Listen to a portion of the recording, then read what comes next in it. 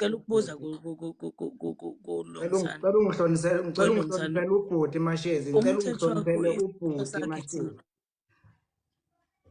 Ubhuti Mashezi, ngicela ungihloniphele ubhuti mayekhuluma, yebo sisakweshela, kodwa ngicela ukuthi ubhuti ungamngene emlonyeni ubhuti, ngoba nisala kanje emlayezweni okuyiwona kusuke emfuneni nifike nawe ekhaya. Ngithe kuwena angizili ukuzokweshela, mina ngizokulanda. Ngicela ubhuti aqede Mashezi ubuze imibuzo. Ngiyabonga usangilalela, qedela bhuti. Siyathokoza mne wethu.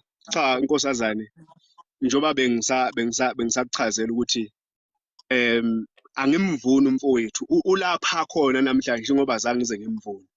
Naye ufakazi wami. Ngisho nabazali bawufakazi ukuthi ngabe akekho lapha khona namhlanje. Ngabe akawaphimisi lamagama akawaphimisayo. Ngabe akayikhulumi lento lena ukuthi ufuna ukuzovusa umuzi kababa la ekhaya. Ufuna uzokwandisa umuzi wakithi la ekhaya. Ukube uyilemfeketho lena futhi ngumuntu omvunayo ngaso sonke isikhathi. Ingakho ngithi ngibe phambi kwakhe mina ngaba yisibonelo kuyena. Ingakho enezifiso noma wake waba nezithiyo ngaphambilini ngoba wonke umuntu unemumva lakhe.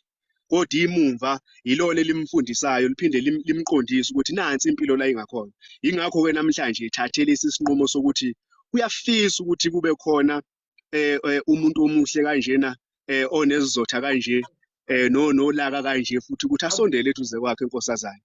Yilokho nje okungithokozisayo ukuthi isifiso sami sesafezeka nezimfundiso zami zizwakele kuyena. Angimeseki ngoba ngimthanda noma engiwakwethu. Uyakwazi lokho ngangabatshela ngabavalela lapha endlini kwagogo ngabatshela mina ngathi mina nginqeni mina ukuthi nginishintshele ingaphinde nibe umndeni wami uma ningezi ukungilalela la ekhaya. Uma futhi ningezi ukwenza kahle la ekhaya.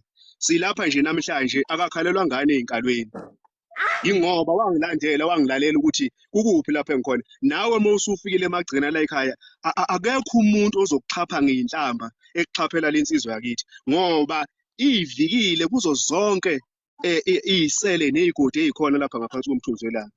Into engiyithokozelayo ukuthi uthe mangabe ebhekisa amehlo akhe wawabhekisa kwaShezi. Ukhona yonke into kwaShezi mntana womuntu, sivumele edlaba. Wena kahle edlevu kandaba. Sikananda azokufa kwaShezi. Mntana womuntu. Buto mdala. Cela likhulume nami kusasa. Cela ukulala. Mhlawumbe ngaphambi kokuthi uhambe esigananda. Futhi ngiyabonga kakhulu, ngicela nje ukusala Ngicela ukulala nikhulume nami kusasa. Ngicela ukuvalelisa kuwena esehambile ubhuti Mashezi, ngiyacela ngana kwethu ungadingi. Bhuti mne wethu. Nkosazane ngiyabonga kakhulu Nkosazane ukunginika udlebe lakho. Kusho olukhulu kumina. Angazi noma ngiyolala yini namhlanje. Kodwa ngiyothi mangilala mangifikelwa umuzo ukuthi ngikhulume nobaba lapha ekhona ngiyomtshela ngimdlulisele umyalezo ukuthi kuyalunga lapha ekhaya. Ngiyathokoza mntana womuntu uzongikhonzela nalapha kwaShezi. Yebo. Siyabonga. Ngisacela ukuxolisa mama, ngicela ukuxolisa kakhulu ngokuphakamisa umoya. Kuba njalo amagama uma engehlula. Bengeyona inhloso yami ukuba sixabane nokuveza elinye isayidi engazithi awulithokozeli. Uma sengehluleka ukukhuluma ngivele ngithembele ekuthenini mhlawumbe kufuneka ngabe uyabona. Ngicela ukuxolisa kakhulu kulokho mama, bese ngikukhulula ngithi kuwe konke ngikushilo kungaphansi kakhulu kunalokho engikuzwe enhlizweni yami. Uma ufisa ukufika nabakwenu kusasa anginayo inkinga. Ngendlela engikholelwa ngayo kulento ngingayitshela ngisho abazali bami.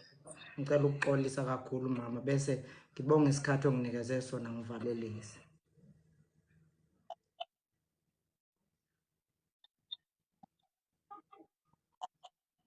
Mama. Mashezi. Sikananda. Yebo, ngiyabonga. Ya mama, ngiyaxolisa kakhulu kodwa ke ngicela singakwazi ukuphinde sihlangane futhi kusasa ngesikhathi esifanayo uma uvuma. Ngiyacela mama, ngiyacela.